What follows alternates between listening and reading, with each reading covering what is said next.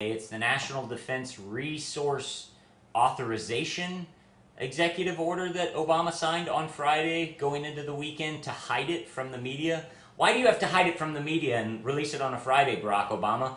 All of the mainstream media won't cover it anyways. So why not just release it on a Monday? Because they're not going to cover it. They're just not. So quit trying to play this game like they used to play when we had a media that actually did their job and was the fourth branch of government and was instituted to keep government honest. You have all of the media in your pockets. First, we're going to look directly at the executive order. Policy: the United States must have an industrial and technological base capable of meeting national defense requirements and capable of contributing to the technological superiority of its national defense equipment in peace times and in times of national emergency. Neither did they say war. These executive orders, and the excuse is these executive orders have been on the books for years. President Eisenhower put them on the books in 1950, and they've been updated by almost every president since then. Well, that's fine. President Eisenhower put them on the books in case of a nuclear attack on Washington, wherein the entire government was decimated by a nuclear explosion. So it was a time of war, an act of war. This was a continuity of government in times of war. Well, President Obama has his executive orders say in peace times and in times of national emergency. That's pretty vague. Well, peacetime is all the time because we don't declare war correctly with a declaration from Congress anymore. So we're always, I guess, in peacetime. And national emergency, what's a national emergency? The lights go out in a blackout in New York City, a flood in Missouri, an earthquake in Arizona, mudslides in California. Those are all national emergencies. They declare a national emergency at almost every loss of life that's from Mother Nature in this country.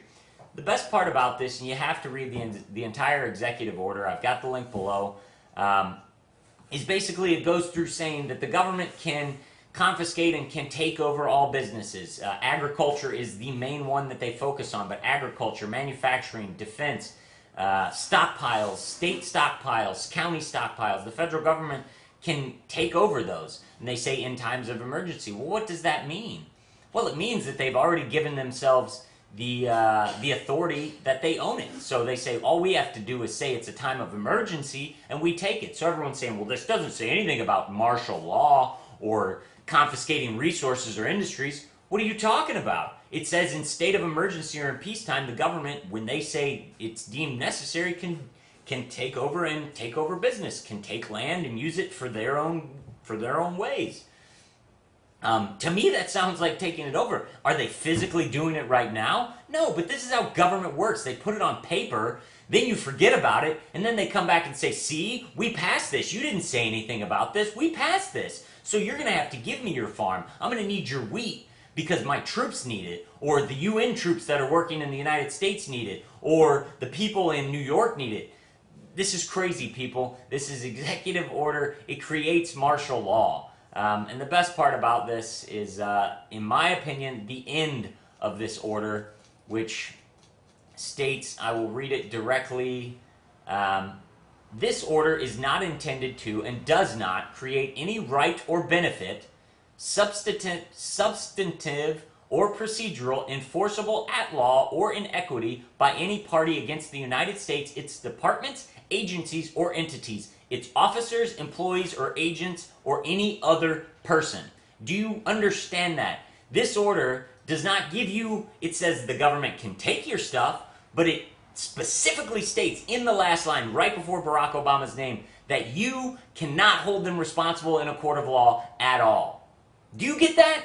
They can take your stuff, and you can't sue them. Why? Because the president says so. Because the executive branch says so. Because our rulers say so. Because you're a serf.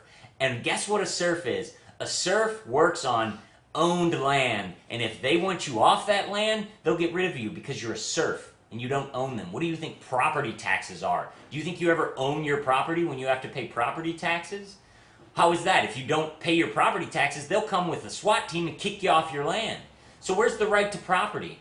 Where's the right to own property in this country? There is none. Now, I know that property taxes are state regulation and regulated by the state, but you're letting yourself live in state tyranny just as much as national tyranny.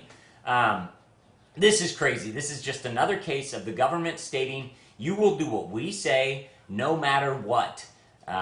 So don't let them fool you and make you think that this is just a rehashing of something and it's harmless. It's not harmless.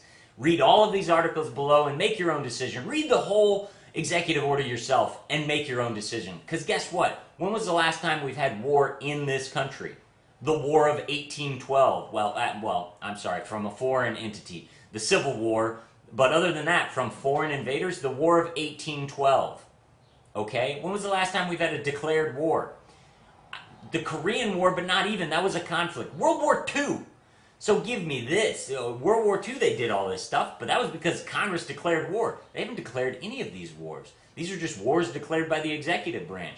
So we live under a dictatorship. We already live under martial law. You cannot go anywhere you want. You cannot get information on the government because of things like sovereign immunity and qualified immunity. The government has tons of laws and tons of regulations put in place to protect them from, namely, you. They want to protect themselves from you. Well, what happens in a time of war or national emergency? Where's the executive order protecting liberty? Protecting our individual rights? Protecting the citizens? There is none.